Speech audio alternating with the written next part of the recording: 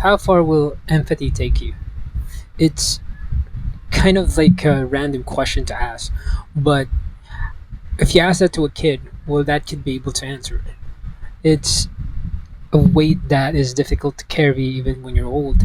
So, how would the kid deal with that? So, it's a fascinating question to ask because it's something that was actually tried to be answered by this book, which is Ender's Game by Orson Scott Card, and the film Ender's Game, directed by Gavin Hood, starring Asa Butterfield, Haley Steinfeld, Harrison Ford, Viola Davis, even with some participation from Abigail Breslin. So I really had to point it out straightforward that this book is miles ahead of what was presented in the film, but the film was actually the one that was the reason why it led me to this book in particular. So just a quick story about it. When I was young, we didn't really have anything at all, but my sister started working at that time when I was in college. So her laptop was filled with a ton of movies, and one of the movies that was in there is called Ender's Game, and that was around probably 2017 or 18. So I watched that film, and I was really mind boggled with the special effects and the idea that it had. I wasn't really like as in love with the film as much as I am with Blade Runner and all of those other science fiction films, but there's something about the world in itself that really spoke to me and I was really into it. So when I started reading around that same time period, I was really hoping to find this book, which is Ender's Game, because I feel like there's something in that universe that is speaking to me that I want to fully understand better. So again, growing up poor, so we cannot afford like a book that is brand new. So I really had to search for most of the book sales around Metro Manila that is near our area to find this one. And to get here is actually a cool thing is because of how much I had to really wait for that time to come. I remember finding a different copy of Ender's Game earlier on, and I really had nothing with me because I was really poor.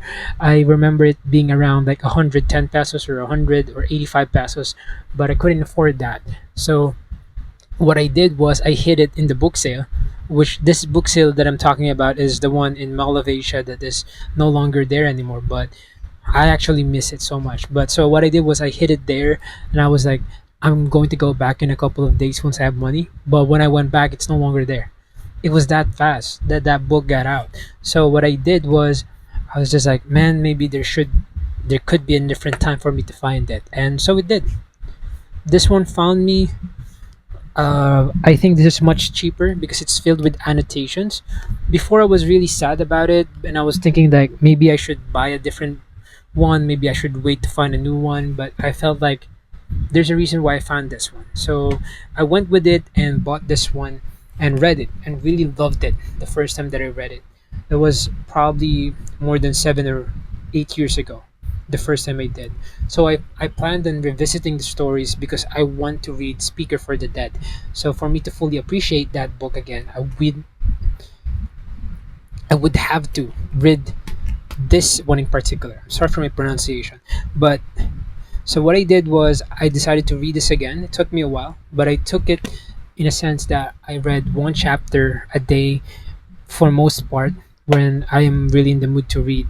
And it allowed me to really dive in deep with the world and just dissect it and just be able to be in Ender's world or Andrew Wiggins' world. But what I love about it is it gave me a different perspective with the story and more of an appreciation with the nuances and the details that can only be found in the book.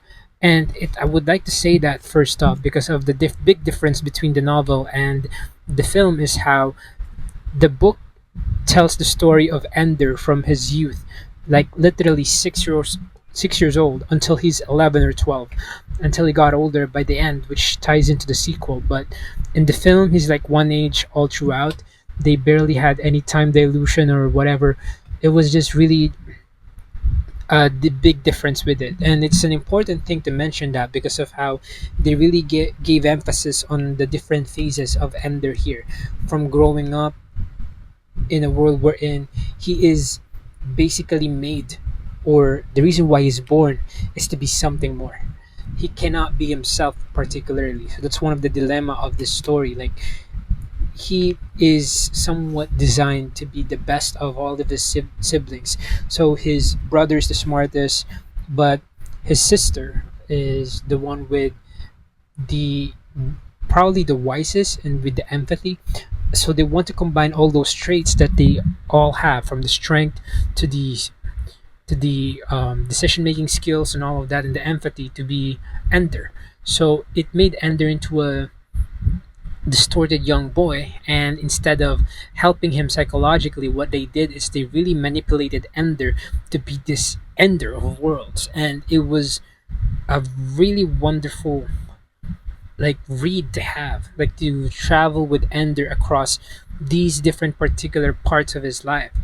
I'm sorry if I'm using repetitive words that I stuttered, but the point is, Orson Scott Card was able to tell Ender's story in a manner that it can be appreciated by children who's reading this book, or teenagers, and even an old man like me. I'm 26, but I really appreciated this book better because of how they showed why it is important to take care of our children, and why it is scary that people really do manipulate children to do their dirty work, to do their bidding, because of how they manage to somewhat master this puppetry to make Ender do something that nobody else could ever do.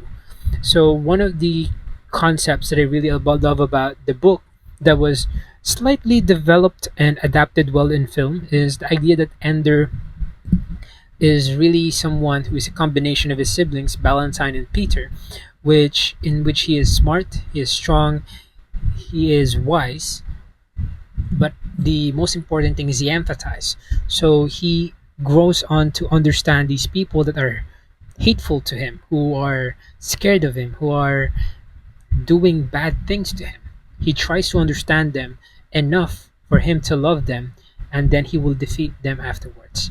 It's kind of a demented kind of idea because he wanted to make sure that he understands these people, that he empathizes with them to the point that it's his way to destroy them. And by destroy, the sense of it is that he's an ender. He is not there for one fight after another or one battle after another. He's there for one fight, and that will end everything else. So that was the idea of his name, of his ideals, of how he was treated, of how he was raised, and how he was designed. So you're watching and reading a character that is at a young age being painted as this kind of person without him being asked like what he wants to do with his life in particular. And so this is wherein one of my favorite parts about the book and the movie is the dream sequences. There is a there's a video game in one of their like laptops or iPads wherein Ender somewhat has this like character like a rat that he uses as a character for this video game called The End of the World or something like that. But he tries to do different things in the game, and somehow all of the all of the things that he thinks of, all the things that he faces, all of the ideas that he has started to somewhat converge with the dreams and with the game. So it becomes something so much more. And I loved how they painted it in the film, but unfortunately, I think they rushed it a little bit in terms of the ideas of Ender and how they were presented. I think it was done beautifully in the book because it took a couple of dream sequences instead of just two or three. So I think using those things as a way to communicate was the important detail that they missed out on. And what I think is important to take note of in this story is how this book is it's just 300 pages, but it's not easy to adapt. And I think that was the challenge for the film because the film is I think almost 2 hours already, but they skipped a lot of things because they have to make something or make sense of something for Ender to really reach the end of it. So they adapted it well from start to finish. They made sure to make it like a year instead of like a whole section of his life. So there's a difference between those. And they tried to build up the ending as poetic as it could have been for the book, but there's just something that's lacking in the film. And I think it's lacking the soul of it because of how it made every other characters two dimensional. Even Haley Steinfeld's character, which is Petra, it she doesn't have much of a character in the book yet because she's not really the focal point on how Ender became Ender or how Ender made sense of things. It's supposed to be Valentine, but it's understandable because Valentine is not in the battleships or whatever. She's on Earth, and a whole fraction of Valentine's character and Peter's character are skipped out. They're basically used for flashbacks instead of actual characters, and it makes sense because the arc of Valentine and Peter is unadaptable too. If you're making a science fiction film for kids, it's really far too um, unrealistic, I guess, or too too obscure or whatever. Like, it's too difficult to adapt.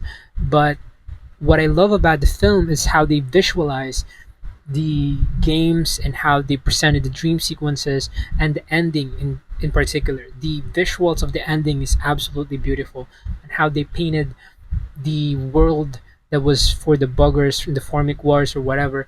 Like, that world and the aliens here are also beautiful. They presented it well, but it could have been so much more. It's just difficult to adapt. There's a reason why Dune is being adapted in parts, why it took like almost 3 hours for the first part and so on. It's kind of like that. I feel like if this was adapted as a TV series instead, it would have done well. Even with the star-studded cast, it was really difficult to make money out of this. But the story is there, and the difficulty here is that Ender's Game is at in a way it's really a single story, because Speaker for the Dead is a different kind of story in general. Speaker for the Dead is more mature because Ender is no longer a kid or a teenager. He's going to be in his early 20s and 30s in the book. So I'm going to read that next. But this one, it was really enjoyable to read it again. I enjoyed the film when I watched it again, but you could really see how this is the definitive edition, so to speak, because of how it was well written. Even in just 300 pages with so many things going on, it managed to give us more things about the characters. And I think the thing that really made the film palatable was Asa Butterfield's performance as Ender, which is really fantastic. At a young age, I was really like hoping that he will be one of the biggest stars right now. Maybe he will be, but I'm waiting for his big role after Sex Education and so on. But he really did well in Ender's Game.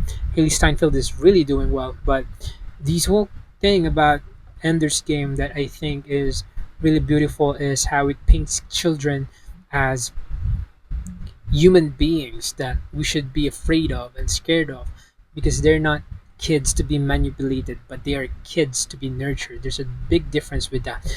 These kids in the book, it's like a YA thing, right? We want kids to be like the saviors and all that. What makes Ender different from all these YA protagonists is how demented, how empathetic, how mad, how happy, how sad, how he's kind of like the Shinji of the science fiction universe, I think. That would be a great logic. He's depressed too, it's obvious. Shinji and there probably has a lot of things in common. So I think that's why I really like his character. But unlike Shinji, he got it in one film or in one book. Shinji took like 10 decades or whatever to realize all of his mistakes and all of his underlying problems. But Ender's Game, go read it. This is the definitive edition. It was worth all the reread like 7 or 8 years later. The film, just give it a chance if you have time. The visuals are absolutely stunning, especially the ending. There's something about the visuals there that is really ahead of its time, I guess, and it's just something that you kind of miss because now it's, even though there's more budget now, it's not as good as this one. So yeah, that's about it. Peace.